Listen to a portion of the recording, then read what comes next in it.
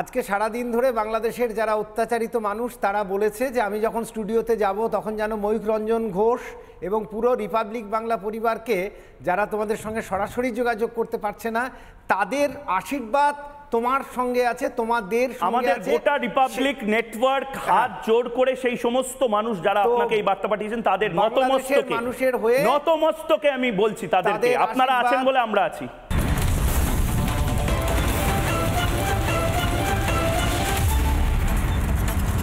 এই স্লোগান আপনারা প্রত্যেকে স্ক্রিনশট তুলে নিন, ছবি তুলে নিন।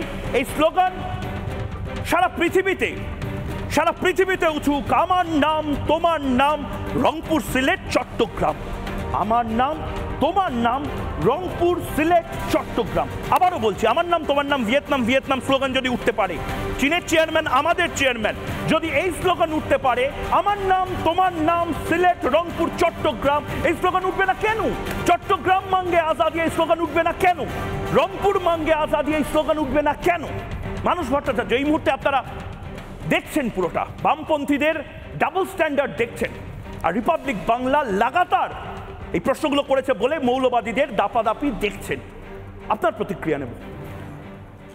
ময়ূখদা, প্রথমেই আমার একটা কর্তব্য আছে বাংলাদেশের অত্যাচারিত মানুষের পক্ষ থেকে। আজকে সারা দিন ধরে বাংলাদেশের যারা অত্যাচারিত মানুষ তারা বলেছে যে আমি যখন স্টুডিওতে যাব তখন যেন ময়ূখ রঞ্জন ঘোষ এবং পুরো রিপাবলিক বাংলা পরিবারকে যারা তোমাদের সঙ্গে সরাসরি যোগাযোগ করতে পারছে না তাদের আশীর্বাদ তোমার সঙ্গে আছে, তোমাদের আমাদের গোটা রিপাবলিক নেটওয়ার্ক হাত জোড় করে সেই সমস্ত মানুষ যারা আপনাকে এই বার্তা পাঠিয়েছেন তাদের নতমস্তকে আমি বলছি তাদেরকে আপনারা আছেন বলে আমরা আছি। তারা বলেছে যে যেহেতু রিপাবলিক বাংলা অত্যাচারিত মানুষের পাশে আছে তাদের কৃতজ্ঞতা তোমাকে জানিয়ে দিচ্ছি আমি তাদের হয়ে। তারা আমাকে এই দায়িত্বটা দিয়েছিলেন। আমি বাংলাদেশে যেসব মানুষ দেখছেন তাদেরকেও আমি বলছি যে আমি আমার কর্তব্য করেছি, আমি ময়ূখদার কাছে আপনাদের আশীর্বাদ আপনাদের কৃতজ্ঞতা পৌঁছে দিয়েছি। এখন বাংলাদেশে যেটা চলছে, তুমি যাদেরকে ধর্মগুরু বললে, তুমি যদি দেখো গত 15 দিন ধরে আমি নাম করে করে বলতে পারি তারা ধর্মগুরু নয়, তারা জঙ্গিবাদের প্রচার করছিল এবং সেটা তোমার নাম ধরে যারা যারা গালাগালি করেছে রিপাবলিক বাংলার নাম ধরে তারা সব বড় বড় সোকল্ড জঙ্গি যারা ধর্মগুরুর ছদ্মবেশ ধরে থাকে। তারা একদিকে নেমেছে, তার সঙ্গে যারা মিমস বানায় তাদেরকে নামানো হয়েছে। কিন্তু আমার যেটা প্রশ্ন যে আমরা জানতাম যে ইউনূস সাহেব তো শিক্ষিত মানুষ, তিনি পুরোটা জঙ্গিদের পাল্লায় পড়লেন কি করে? তার কারণ হচ্ছে মুক্তিযুদ্ধের উপরে প্রচুর বই আছে, প্রচুর। তার মধ্যে একটা বিখ্যাত গবেষণামূলক বই যেটা কিন্তু হাসিনার সময়ে বেরোয়নি, সেটা হচ্ছে contribution of India in the war of liberation of Bangladesh. সেখানে ছত্রে ছত্রে বর্ণনা আছে যে ভারত কি অবদান রেখেছিল বাংলাদেশের মুক্তিযুদ্ধের সময়। একটা জাতি শুধুমাত্র জঙ্গি আর ধর্মীয় গোড়ার পাল্লায় পড়ে কি করে এত অকৃতজ্ঞ হয়, কি করে এত কাপুরুষ হয়, কি করে এত বেঈমান হয় যে তারা ভারতের অবদানটাকেই অস্বীকার করে? তার কারণ আছে মানসবাবু, তার কারণ আছে। তার কারণ এটা খুব সিম্পল।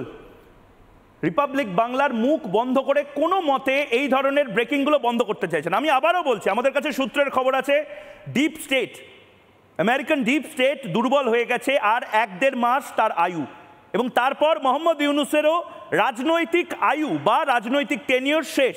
এই মুহূর্তে যে ব্রেকিং আমাদের কাছে আসছে, মোহাম্মদ ইউনূস বোধহয় বুঝতে পারছেন তাকে পগার পার হতে হবে এবং শেখ হাসিনা অসম্ভব হলেও ফিরে আসতে পারেন হয়তো। অবশেষে সামনে আসছেন শেখ হাসিনা। এই মুহূর্তে রিপাবলিক বাংলায় সবচেয়ে বড় ব্রেকিং নিউজ, শেখ হাসিনাই কি প্রধানমন্ত্রী? কারণ শেখ হাসিনা কাল প্রথমবার যুক্তরাষ্ট্রীয় ইউরোপে আওয়ামী লীগের সবচেয়ে বড় সমাবেশে তিনি বক্তব্য রাখতে চলেছেন ভার্চুয়ালি। তিনি নির্বাসনে রয়েছেন কিন্তু প্রথমবার তিনি ভাষণ রাখতে চলেছেন, এবং এই যে সাহস, এই যে স্পর্ধা, এই স্পর্ধা কিন্তু অনেক কিছু বলে দিতে পারে। কেন বলছি এই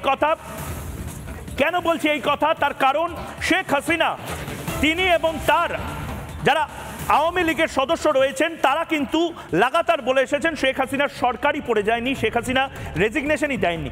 একবার যদি চট করে দেখেনি যে শেখ হাসিনার পদত্যাগ এবং তার পাশাপাশি শেখ হাসিনার রেজিগনেশন কন্ট্রোভার্সিটা কি, এখনো কি প্রধানমন্ত্রী রয়েছেন শেখ হাসিনা? ভয়ঙ্কর গুজব। মোহাম্মদ ইউনূস তিনি নিজে এখনো সারা বিশ্বকে শেখ হাসিনার রেজিগনেশন লেটার দেখাতে পারেননি। শেখ হাসিনা যদি রিজাইন করে, পদত্যাগ করে, ভাই রেজিগনেশন লেটারটা দেখাও, এই আমার হাতে এই মুহূর্তে একটি লেটার আছে, সেরকমভাবে শেখ হাসিনার পদত্যাগপত্র দেখিয়ে দাও। শেখ হাসিনার পদত্যাগপত্র নিয়ে যে জল্পনা, সেই জল্পনা কিন্তু ভয়ঙ্কর আকার নিচ্ছে। প্রধানমন্ত্রীর পদত্যাগের নথি নেই, এর আগে রাষ্ট্রপতি ভবন থেকে বলে দেওয়া হয়েছিল। শেখ হাসিনা কালকে কি মাননীয় প্রধানমন্ত্রী বাংলাদেশ হিসেবে ভাষণ রাখতে চলেছেন, লিখিত কোনো প্রমাণ নেই বঙ্গভবনে। তাহলে কি এখনো শেখ হাসিনা ভারতে যে নির্বাসিত রয়েছেন, তিনি আসলে নির্বাসিত সরকারের প্রধান এই মুহূর্তে রয়েছেন? বাংলাদেশের রাষ্ট্রপতির দাবিতে বিতর্ক, এই মুহূর্তে যে বিতর্ক, সেই বিতর্ক শুধুমাত্র বাংলাদেশের রাষ্ট্রপতি নয়, বাংলাদেশের মানুষ, 18 কোটি মানুষের কয়েক কোটি মানুষ তারা মেসেজ করে করে তারা ইউটিউবে এই মুহূর্তে তারা দেখতে পাচ্ছেন, রিপাবলিক বাংলা স্ট্রিমিংয়ে তারা লিখছেন, শেখ হাসিনা মুজিবুর রহমানের সরকার, সেই সরকারই এই মুহূর্তে থাকুক, এই মুহূর্তে ফিরে আসুক।